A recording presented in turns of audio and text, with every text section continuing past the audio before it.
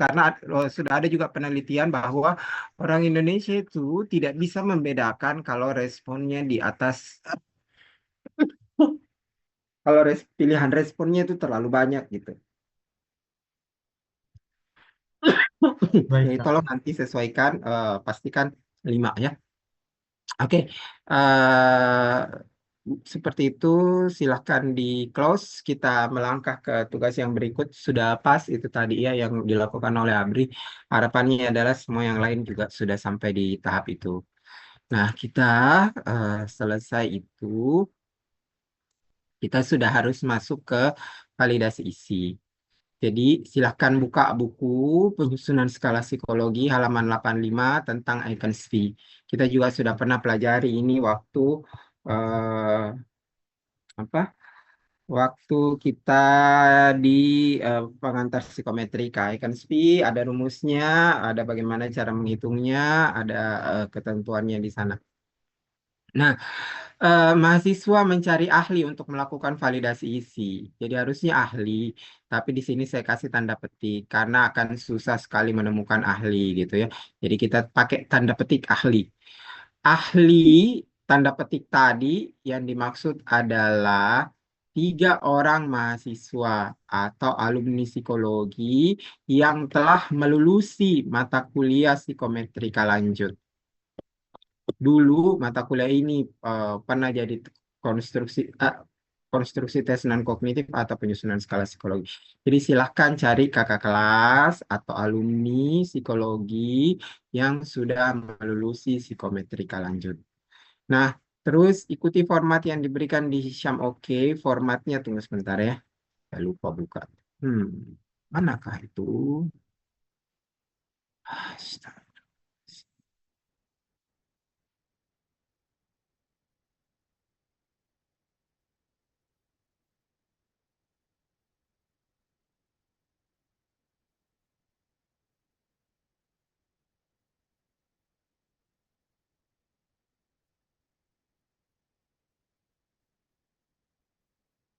Nah, saya share ya.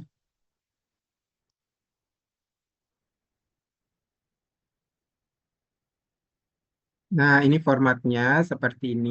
Jadi Anda tuliskan variabelnya, definisi variabelnya, aspek dan penjelasannya, serta kisi-kisinya. Sorry, indikator ini. Eh, Tunggu sebentar. Validasi. Validasi. Ah, validasi kognitif, non kognitif. Hmm.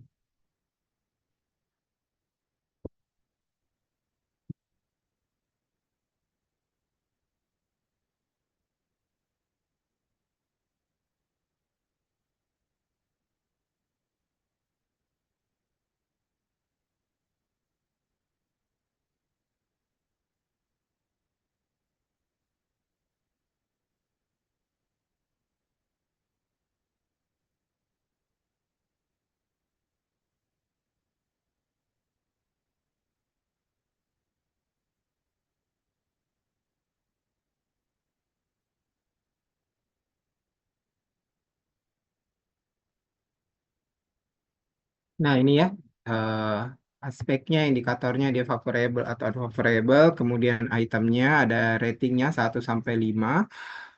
Keterangannya di sini dia bisa, eh, kalau dia menyarankan perubahan, dia bisa menuliskan di bagian sini.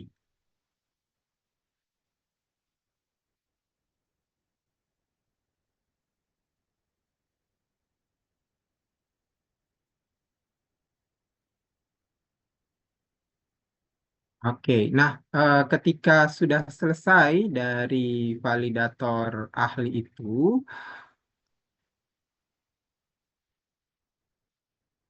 silakan dihitung koefisien Eichenspi-nya. Kemudian dari koefisien Eichenspi-nya, tentukan dia valid atau tidak. Ada ketentuannya di apa di bukunya password. Silahkan gunakan ketentuan itu. Kemudian item yang tidak valid sisihkan. Oke, sisihkan. Jadi sekarang kita menggugurkan item, kemudian susun kembali item yang tersisa. Tentukan pilihan respon. Pastikan pilihan respon ada 5. Ini yang tadi saya bilangnya, pastikan pilihan respon ada 5. Pilihannya yang mana? Nah, kalian pilih aja di antara 3 ini. Cari yang paling pas untuk item. Apakah lebih pas untuk sangat tidak setuju, atau lebih pas sangat tidak sesuai, atau lebih pas hampir tidak pernah? Perhatikan baik-baik ya. Yang mana yang lebih pas, karena eh, kalau ada kalau ada beberapa yang lebih pas, lihat secara keseluruhan lebih banyak yang mana yang paling pas. Karena kita cuma bisa memberikan satu saja ya. Jadi kalau ternyata 20 item lebih pas sangat tidak setuju, sedangkan untuk sangat tidak sesuai cuma pas 3, hampir tidak pernah cuma pas 3 juga, maka ambillah yang sangat tidak setuju dan kawan-kawan. Itu. Kemudian setelah itu selesai, sudah dapat 5 pilihan responnya. Yang berikutnya adalah validitas tampang. Jadi buat Google Form dengan 3 versi desain Google Form. Kemudian menguji validitas tampang pada 5 orang yang memiliki karakteristik yang sama dengan responden uji cobanya nanti. Jadi silakan Anda tentukan apa saja karakteristik respondennya, supaya kita bisa menyesuaikan rancangan tersebut ya, validitas tampangnya dengan subjeknya. Formnya seperti biasa saja yang ini ya.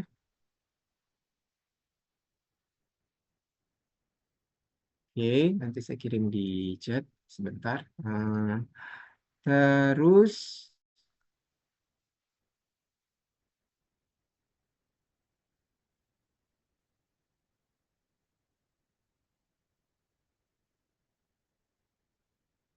versi Google Form yang paling banyak dipilih oleh kelima orang tersebut akan diperbanyak melalui uji coba. Ini diizinkan pakai Google Form, tapi ingat nanti saat penyajiannya Anda harus hadir ya. Tidak boleh Anda tidak hadir di situ. Terserah Anda mau online atau tidak, atau offline, tapi Anda harus hadir saat pengisian untuk mendampingi. Kemudian Anda juga harus melakukan observasi pada saat itu. Jadi kalau Anda merasa orang ini mengisinya secara asal-asalan, maka Anda silakan singkirkan memang dari awal orang tersebut. Terus eh, yang berikutnya, eh, waktu yang non kognitif kan sudah diajari bahwa salah satu hal yang menentukan validitas adalah bagaimana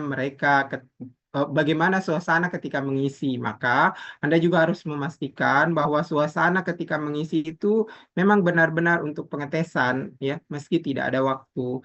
Jadi jangan Anda orang lagi nongkrong gitu ya, orang lagi mancing-mancing terus kok gangguin minta isi alat ukurmu. Tidak seperti itu ya.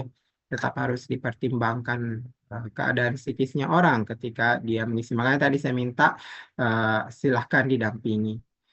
Terus di Google Form itu tambahkan info konsen, letakkan sebelum petunjuk pengisian. Jadi dia sudah memilih terlebih dahulu apakah dia bersedia atau tidak. Kalau dia bersedia, eh, dia lanjut. Tapi kalau dia tidak bersedia dan tetap lanjut, maka kita tidak bisa menggunakan datanya. Gitu ya. Jadi tambahkan inform consent. Terus yang berikutnya menambahkan item untuk careless response. Kita sudah belajar apa itu careless response di psikomet pengantar psikometrika. Nah, ini inform consentnya Anda bisa gunakan ini. Ini inform consent paling sederhana ya.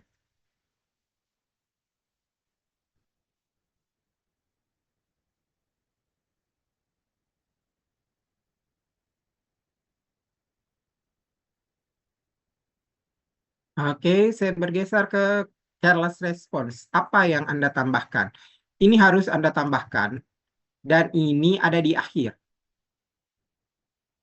Di akhir ya, setelah item terakhir. Ini harus ada. Jadi begitu nanti dia pilih mungkin atau tidak, maka dia digugurkan. Oke.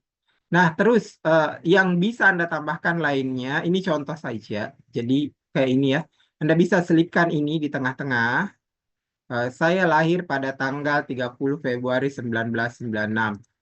Ini careless respon. Kenapa? Kalau dia ndak hati-hati ini kan tidak ada ya. Tidak akan pernah ada 30 Februari. Februari itu paling banyak 29. Terus yang ini saya telah mengunjungi setiap negara di dunia. Kayaknya di usia kalian orang Indonesia tidak ada yang sanggup untuk pergi ke seluruh. Ini seluruh ya, setiap negara yang ada di dunia. Terus saya tidur kurang dari 1 jam setiap malam. Ini setiap malam ya, kecuali Anda gangguan, ya ini ada kemungkinan dipilih. Tapi saya kira Anda karena masih hadir terus di sini, kayaknya enggak pilih. Terus saya tidak pernah menggosok gigi. Ini juga kayaknya sesuatu hal yang tidak mungkin ya. Jadi keempat, careless response ini hanya contoh boleh Anda gunakan. Kalau Anda gunakan, tidak perlu empat-empatnya ya. Cuma pilih 2 saja paling banyak. Nah, ketika nanti mereka memilih jawaban sangat sesuai, atau setuju, sangat setuju, atau selalu sering, maka silahkan gugurkan orang tersebut. Gitu, Mbak-mbak, Mas-mas. Kalau Anda punya careless response yang lain, silahkan Anda boleh gunakan itu. Ini cuma contoh saja ya, 4 ini contoh saja. Nah, dengan demikian yang akan kalian lakukan di minggu ini adalah melakukan validitas isi, melakukan validitas tampang, menyusun inform consent, menambahkan careless response. Ketika ini sudah selesai, maka karena minggu berikutnya libur ya, maka silahkan lakukan ini. Uji coba pada minimal 100 orang. Nah, 100 orang ini di bawah standar sebenarnya, karena kalau kita ikut teori, kalau Anda buka pengantar psikometri yang kuale itu minimal 200 orang. Di Pak Aswar itu dia kasih standar 5 sampai 10 kali jumlah item. Jadi kalau jumlah itemmu 20, maka 20 dikali 5 minimal ya, berarti 100. Oke, seperti itu. Nah, eh, di saat yang sama, karena minggu depan libur, nanti saya akan berikan video tentang apa yang harus kalian lakukan. Jadi minggu depan itu Anda sudah harus membersihkan data dan melakukan analisis butir pada data kognitif. Jadi saat kita masuk di minggu berikutnya pekerjaannya sudah lain, ya. Jadi minggu depan itu pekerjaannya untuk alat ukur kognitif harusnya kalian sudah 200. Nah, silahkan bersihkan datanya dulu. Jadi cari cleaning the data itu berarti eh, data-data yang dianggap sebagai bermasalah berdasarkan hasil observasi, silahkan Anda sisihkan. Jangan Anda masukkan itu ke dalam tabulasi. Terus ada analisis butir. Analisis butir ini dilakukan dengan software. Softwarenya namanya Iteman. Nanti saya coba masukkan ke dalam apa ini? Syam Oke ya. Saya coba masukkan ke dalam Syam Oke. Semoga iteman yang saya masukkan itu kompatibel dengan komputermu, laptopmu. Kalau tidak kompatibel, berarti kamu harus mencari versi yang lebih kompatibelnya. Entah itu di atasnya atau di bawahnya. Tapi saya kira kemungkinan besar di atasnya ya. Nah, di sana juga nanti di Syam Oke akan saya berikan video petunjuk bagaimana mengerjakan menggunakan iteman tersebut. Jadi Anda bisa mengerjakannya memang di minggu depan menyelesaikan si iteman tersebut. Sehingga nanti di ujungnya kita bisa tahu berdasarkan data dari 200 orang, mana item yang harus gugur, mana item yang bertahan.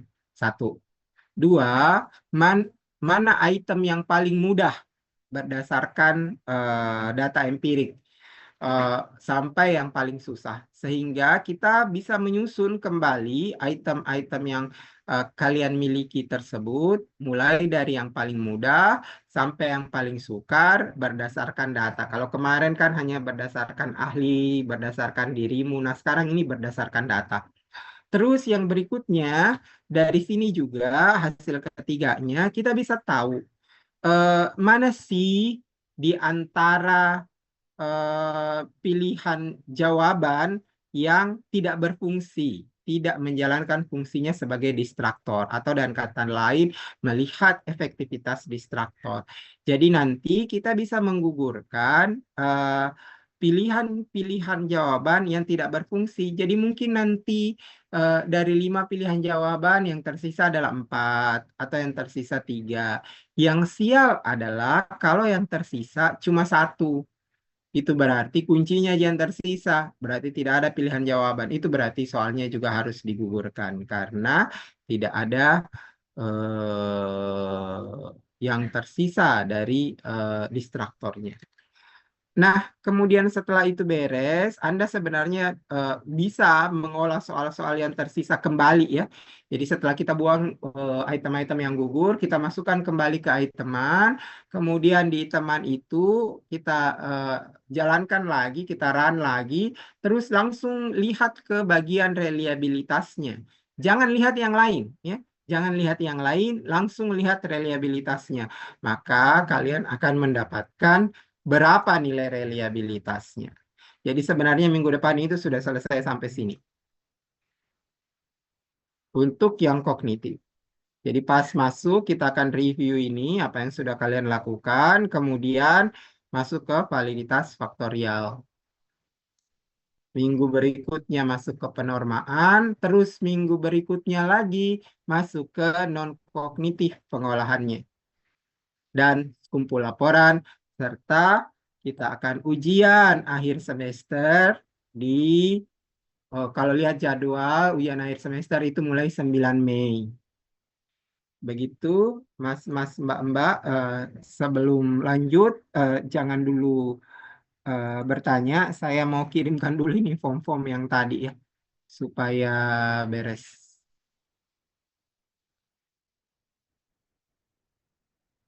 Nanti dilupa lagi. Nah, itu ini.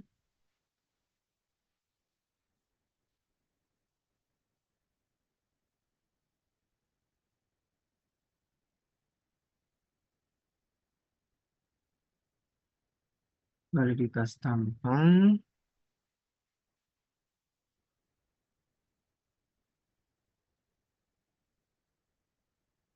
Terus setelah validitas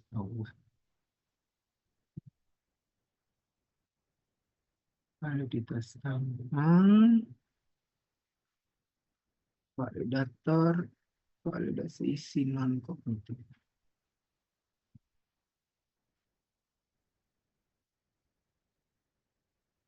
Oke, semua form sudah beres. Ada pertanyaan kah? Saya Kak, Ya, kan tadi yang di bagian non kognitif itu dia yang pertama itu kan dilakukan membersihkan data. Jadi semisal Kak sampai begini 200 dapat ke 200 responden terus kita bersihkan itu berarti berkurang Kak atau iya, bagaimana? berkurang. Oh. Kalau memang tidak sampai 200, setelah berkurang dan masih sempat nambah, silahkan ditambah. Jadi Kak kalau misalnya yang membersihkan ini tuh bagaimana Ki prosesnya Kak? Apakah ada kriteria yang begini kita bersihkan Ki atau bagaimana itu Kak? Yang dibersihkan itu biasanya berdasarkan hasil observasi. Berdasarkan observasi ketika kita melakukan administrasi alat ukurnya. Karena ini yang kognitif ya. Kalau yang non-kognitif, selain kan berdasarkan administrasi ketika kita melakukan penyajian alat ukurnya, kita juga bisa membersihkan melalui itu tadi, apakah dia mengisi dengan sungguh-sungguh atau tidak. Terus melalui careless response-nya di bawah gitu. Nah, kalau yang kognitif kemarin, sepertinya yang bisa dilakukan cuma berdasarkan pada hasil observasimu ketika menyajikan alat ukur. Gitu. Berarti kalau dari dari kayak jawabannya mereka tidak ada gitu Kak. Misalnya yang kemarin sempat saya tanya itu kalau ada Ki yang kosong berarti itu tidak Oh, apa-apa tidak, Ji. tidak. Karena kognitif itu dibatasi oleh waktu, maka tidak ada masalah kalau mereka melangkai item atau tidak mengerjakan sampai di akhir. Jadi jangan Anda membuang subjek ketika dia tidak berhasil menyelesaikan keseluruhan item. Kalau memang dalam waktu tersebut dia hanya mampu menyelesaikan 10 dari 20, ya itu tidak masalah. Tidak membuat dia menjadi gugur. Tapi yang membuat dia menjadi gugur adalah hasil dari observasimu. Apakah misalnya ketika kamu observasi dia nyontek, sudah ditegur tapi ternyata tidak tidak mengindahkan ya, tetap nyontek, maka orang itu bisa digugurkan. Tinggal diceritakan saja di laporannya nanti. Sebenarnya tadinya ada sekian orang, tapi akhirnya saya gugurkan satu karena dia itu nyontek, sudah ditegur tapi tidak bisa gitu ya. Nah, seperti itu ya. Baik Kak, terima kasih. Ada lagi? KBK itu Kak saya. Alifa, silahkan. Kak itu yang uji coba 100 orang berapa lama tenggat waktu pencariannya Kak? 3 minggu ya. Baik, Kan terima kasih Kak. lebih sedikit ya, lebih sedikit waktunya karena eh,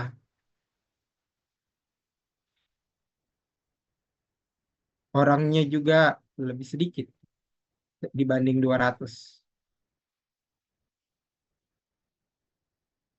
Jadi sementara kita mengolah yang kognitif, di saat itulah kalian ambil data untuk non-kognitif. Ada lagi, kita butuh itu tadi sekitar 3 minggu untuk mengolah data kognitif. Agak panjang nanti dibanding non-kognitif karena dia sampai menguji efektivitas distraktor ya, sedangkan di non-kognitif kita tidak menguji efektivitas distraktor. Tapi Kak saya lagi Kak. Ya, Akan tadi saya sempat cek cambuknya kapan kemungkinan bisa Ki selesai Kak karena tadi saya cek belum Ki ada iya memang belum apa-apa. ada. Jadi Nanti setelah Lebaran, kan memang waktunya pas saat Lebaran ya. baik Kak. Jadi mungkin minggu Lebaran lah. Permisi Kak, saya mau nanya Kak. Ya, Kan mengolah datanya dari hasil tabulasi ya Kak. ya. Berarti tabulasi dan pengolahan data itu DL pengumpulannya itu 3 minggu dari sekarang ya Kak. Tabulasi non-kognitif, iya, betul. Oke Kak, berarti lengkap nih dengan pengolahan data itu 3 minggu Kak dari sekarang. Iya, selesai pengolahan data kognitif 3 minggu dari sekarang. Oke, baik Kak, terima kasih. Nah, tabulasi Mbak. kognitifnya seperti ini ya. Ada tabulasi A, B, C, D, E. Nah, di tabulasi A, B, C, D, E ini, di atasnya kamu tulis kuncinya ya. Apa kuncinya? Karena saat masuk di teman itu mau kita menuliskan kuncinya juga. Kalau Anda tidak siapkan kuncinya, nanti repot ya ketika mengerjakan. Kemudian tabulasi yang satunya lagi adalah tabulasi 1 0. 1 0 artinya 0 itu salah atau kosong. 1 itu ketika dia menjawab dengan benar. Jadi ada 2 tabulasi yang harus Anda buat untuk kognitif. Ada tabulasi 01, ada tabulasi A, B, C, D, E. Nanti untuk non-kognitif juga begitu. Ada tabulasi 0, 1, 2, 3, 4 atau tabulasi 1, 2, 3, 4, 5 dengan tabulasi SS, TS, STS gitu ya. Seperti itu. Nabiga. Nah, tapi Kak, berarti kan tadi ada 2 tabulasi. Nah, kalau baru dituliskan kuncinya di atas. Nah, kalau semisal di tabulasi 1 0-nya, misalnya jawaban yang benarnya itu A, berarti A-nya itu 1. Terus kalau semisal ada responden yang menjawab B, C, D, berarti semua B, C, D itu diganti jadi 0. Tidak Yap, dibedakan kalau betul misal, sekali. baik Kak, terima kasih Kak. Begitu.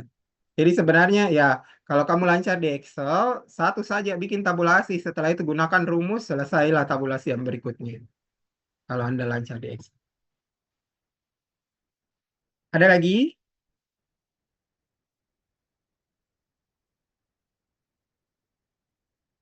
Tak ada? Cukup? Baik, jika cukup, Ibu enggak ya? Ibu itu lagi terbang balik Jogja. Kak Akmal juga enggak ada, baiklah. Kalau tidak ada pertanyaan, silahkan bekerja. Selamat mencari subjek, selamat mengerjakan tugas, selamat berlebaran, mohon maaf lahir batin, taqabbalallahu minna wa minkum. Assalamualaikum warahmatullahi wabarakatuh.